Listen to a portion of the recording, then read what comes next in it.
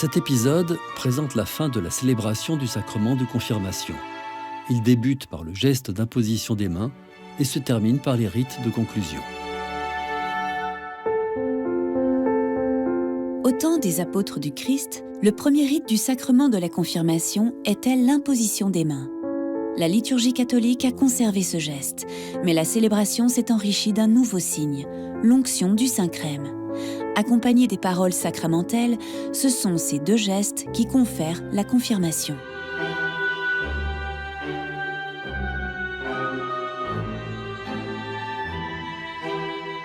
Pour poursuivre la liturgie du sacrement, l'évêque, avec les prêtres qui l'entourent, étend les mains sur l'ensemble des confirmants. C'est le geste traditionnel pour transmettre un don ou un pouvoir.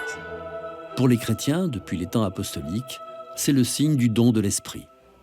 En faisant ce geste, l'évêque dit « Dieu très bon, Père de Jésus le Christ, notre Seigneur, regarde ces baptisés sur qui nous imposons les mains. Par le baptême, tu les as libérés du péché. Tu les as fait renaître de l'eau et de l'esprit. Comme tu l'as promis, répands maintenant sur eux ton Esprit Saint. Donne-leur en plénitude l'Esprit qui reposait sur ton Fils Jésus. Esprit de sagesse et d'intelligence,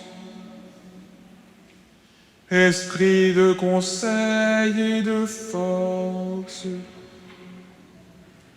esprit de connaissance et d'affection filiale, remplis-les de l'esprit d'adoration. » Cette prière rend le geste efficace et signifie que c'est Dieu qui agit. Elle rappelle aussi le lien entre le baptême et la confirmation, ainsi que la plénitude qu'apporte la confirmation, décrite à travers les 7 dons de l'Esprit Saint.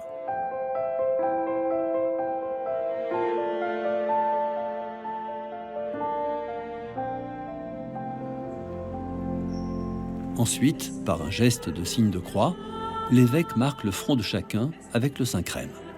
Le Saint-Crème est composé d'huile d'olive, de baume et d'autres substances parfumées. À l'image des huiles qui guérissent et pénètrent les chairs, le Saint-Crème symbolise la pénétration de l'Esprit Saint et de ses dons dans les âmes des confirmés. En réalisant ce geste, l'évêque dit « Sois marqué de l'Esprit Saint, le don de Dieu ».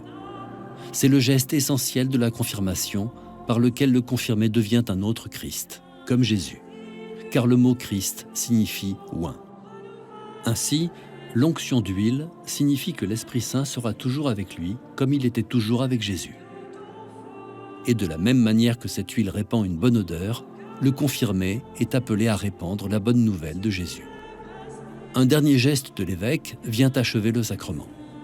Un geste de paix accompagné d'un dialogue plus personnel avec le confirmé. Ce geste manifeste que celui-ci appartient à la famille du peuple de Dieu. Il l'invite à poursuivre sa route dans la confiance et dans la joie avec l'Esprit Saint qu'il vient de recevoir.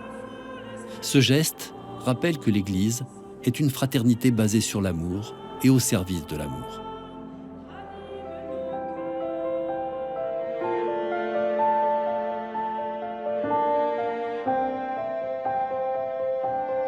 Lorsque la confirmation est célébrée au cours d'une messe, comme c'est généralement le cas, la célébration se poursuit par l'Eucharistie.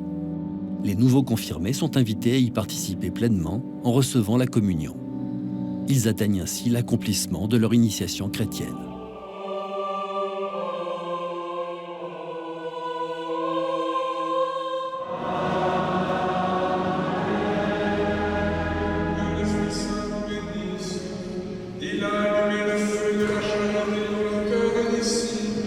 En conclusion, l'évêque procède à la bénédiction finale.